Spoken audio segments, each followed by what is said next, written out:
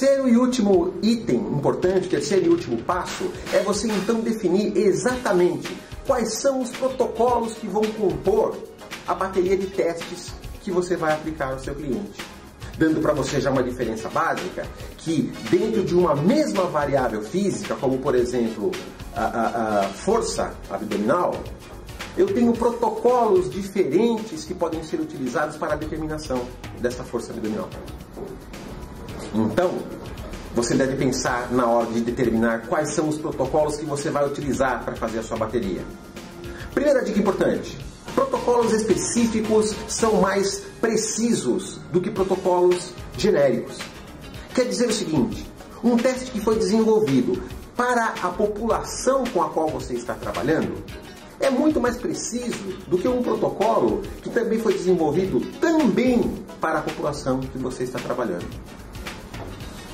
Uma outra dica importante na hora de você definir qual é o protocolo que você vai utilizar é entender se esse protocolo está dimensionado para as suas condições estruturais. E se você, após aplicar o teste, vai ter condições de fazer uma reavaliação usando o mesmo teste. A análise de uma variável física feita por duas técnicas diferentes podem lhe fornecer informações diferentes. Porque cada teste, cada protocolo tem o seu erro padrão embutido.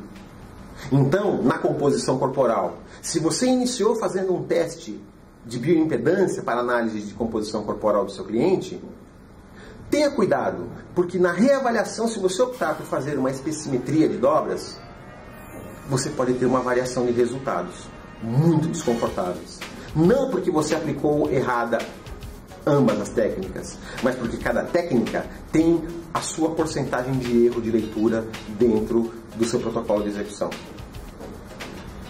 E a última e principal dica é se este protocolo que você está utilizando pode utilizar tabelas de referência populacional que são congêneres. Ou seja, a congeneridade do protocolo que você usa tem que ser muito grande. Tomando cuidado para que você não aplique, por exemplo, protocolos que foram criados para atletas em sedentários, vice-versa. Protocolos que foram criados para crianças em adultos e vice-versa. Na opção de um protocolo, então, veja qual é o nível de enquadramento que existe deste protocolo com a população que você vai estar atuando. Vamos falar um pouquinho a respeito da questão do fato e do direito na elaboração da bateria de testes para avaliação física. Durante todo o processo de acompanhamento que eu já fiz com a avaliação física, alguns casos são muito interessantes.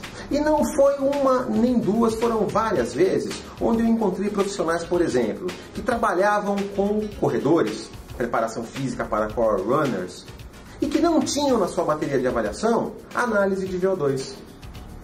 Eles não coletavam informações a respeito do consumo de oxigênio do indivíduo que estava sendo submetido ao seu processo de treinamento. No momento você pode se espantar e entender que o VO2 é uma indicação, traz uma resposta, traz uma informação importante para essa prescrição. Mas no momento, eles simplesmente não optou pela utilização deste protocolo. Assim como não optou pela coleta de diversas dimensões corporais, simplesmente porque naquele momento do treinamento, as informações de perímetro, por exemplo, não eram interessantes, como a informação de VO2 não era interessante. Porque ele estava utilizando, para prever as cargas de trabalho para esse cliente, informações sobre limiar anaeróbio. E estava utilizando a frequência cardíaca e tabelas de esforço para corrigir as informações e as intensidades fisiológicas do trabalho. Isso vale como exemplo, apesar de ser uma coisa bastante específica, como exemplo de que a prioridade faz você elencar os testes mais adequados para a sua bateria de testes. E um exemplo final. Vamos imaginar a situação onde você colete uma informação da avaliação física e como é que você vai utilizar isso então para sua prescrição? Imagine aquele primeiro caso que nós falamos no início do nosso bate-papo. Você descobriu que a mobilidade de quadril do seu cliente está interferindo na qualidade de movimento de passada. Mas será que é só uma impressão sua ou será que isso se constata? Então você deve incluir a análise de mobilidade de quadril na sua bateria de testes. Duas coisas podem acontecer. Hipótese A. Você, feita a medição, você percebe que o nível de mobilidade de quadril do seu cliente está dentro da normalidade e, de repente, até acima do que a normalidade esperada para aquela articulação. Ora, veja, então você chegou à conclusão de que esta característica que você imaginava que estava atrapalhando o seu processo de desenvolvimento não atrapalha. Então, aquela carga de trabalho de mobilidade articular, de flexibilidade, que você agregaria ao treinamento do seu cliente, já não é necessária. Ou a hipótese B, ele apresenta um nível baixo realmente de mobilidade de quadril. Então, se você detectou que existe uma limitação naquela articulação, obviamente que você já sabe o que fazer. Você vai incluir no seu processo uma atenção maior para aquela variável. É para isso que serve a avaliação física. É esse o nível de decisão que a avaliação deve ajudá-lo a tomar. Dessa maneira, sinta-se livre para fazer as perguntas certas, porque as perguntas certas vão dizer quais são as ferramentas certas.